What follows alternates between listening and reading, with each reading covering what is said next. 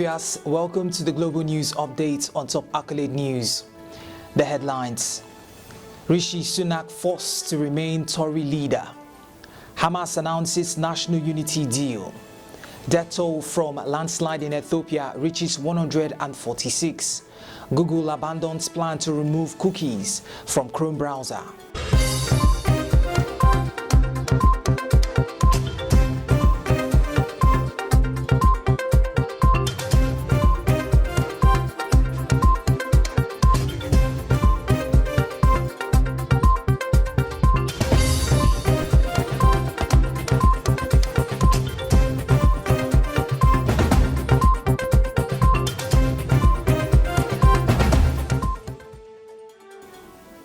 We begin the news with politics, where British Prime Minister Rishi Sunak is being forced to remain in charge of the Tory party for months despite wanting to move on. Details of how the battle for his successor will be fought were finally announced after 2 weeks of wrangling. A winning candidate will not be announced until November 2, giving the party plenty of time to tear itself apart. Senior figures have called on the Conservatives to take their time selecting a new boss and reflect on why they lost, but it means Rishi Sunak will be in charge for more than 3 months, despite announcing on July 5 he will be stepping down. The leadership race has already turned ugly, with former Home Secretary Suella Braverman launching an astonishing tirade against centrist cranks at the weekend. Sunak will be forced to oversee a difficult party conference and will also be in charge of the opposition when Labour sets out its first budget. Still in politics, Hamas has announced it had signed an agreement in Beijing with other Palestinian organizations, including Fatah, to work together for national unity, with China describing it as a deal to rule Gaza together once the war ends.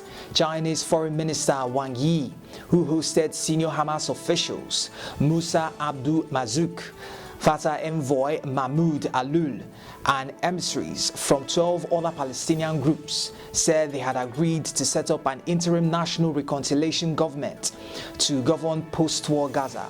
The announcement comes more than 9 months into a war in Gaza that killed over 39,000 people, also mostly civilians. Fatah official Mahmoud Alul thanked China for its unending support for the Palestinian cause.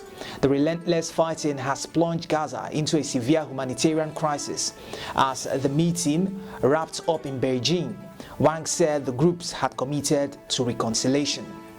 We move on to climate crisis, where the death toll from a landslide in southern Ethiopia's Gofa district climbed to 146, a local government official confirmed today. In a statement, it was noted that the death toll might increase as search and rescue efforts are ongoing. The mishap, which claimed the lives of many, including women and children, occurred in the remote district. The disaster struck just before noon local time, according to state-owned Fana Broadcasting Corporate. Another local official, Misiki Mituku, told Fana that rescuers are also among the victims, with some going missing during search and rescue efforts. In tech news, tech giant Google has abandoned its decision to remove cookies from its Chrome web browser, ending a 4-year effort to protect users' privacy by phasing out the invasive tracking technology after pushback from advertisers and regulators. The search giant unexpectedly announced it was pursuing a new path of privacy that will prompt users with the option to turn cookies on or off, but ultimately retain them within Chrome. The decision reverses a 2020 pledge to eliminate cross-website cookies within 2 years, similar to Apple's policy of blocking third-party tracking by default on its Safari browser on privacy grounds. Google's move now leaves it to a similar position to the iPhone maker. Cookies, small text files inserted in users' browsers to track their online behavior, are the main tool used by online advertisers to monitor users across multiple websites and target them with ads based on their interests. You're watching the Global News on Top Accolade News. Do stay with us. Still to come.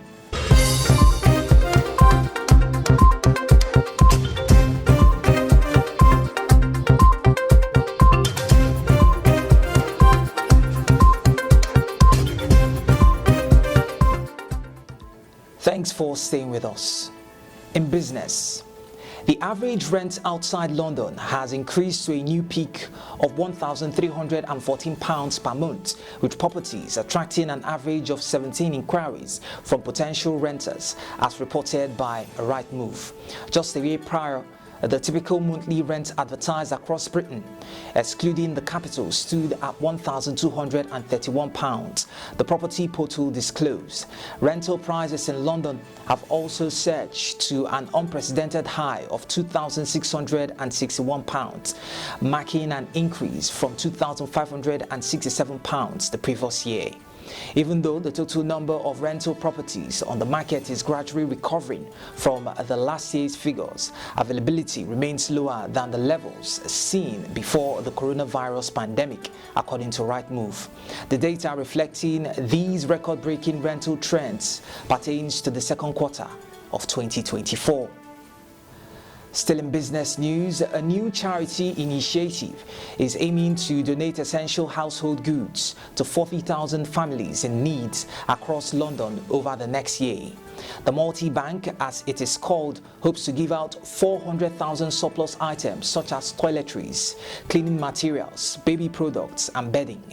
It is an extension of a scheme set up by a former Prime Minister Gordon Brown and online retail giant Amazon, with funding from Comic Relief and Mayor of London. Initially, Amazon staff will work at the warehouse in Greenford, West London, and will help transport the donations in voluntary organizations across the capital. In entertainment, a TV star has died at the age of 39 after falling off his balcony. Thommy Schiavo fell from his second-floor apartment on Saturday morning after boozing with friends. Following the drinking session, he returned to his home and was sitting out on his balcony, but he lost his balance when he stood up and fell over the balcony.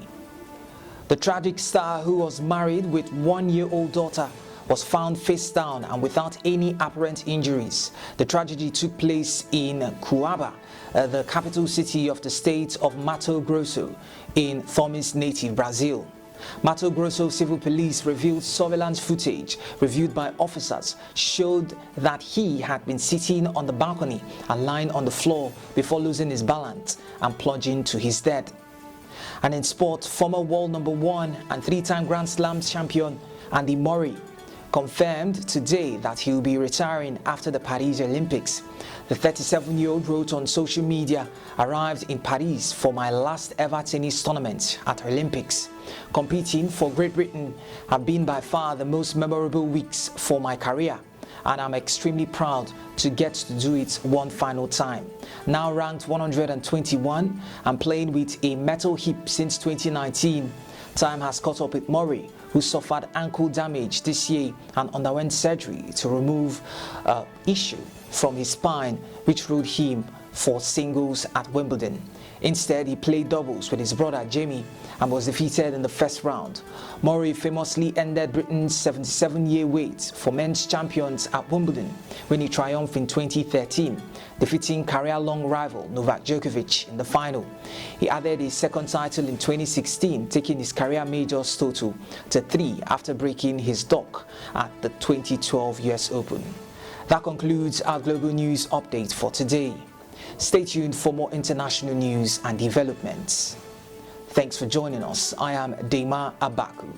Connect and engage with us on all social media handles. To have a wonderful day.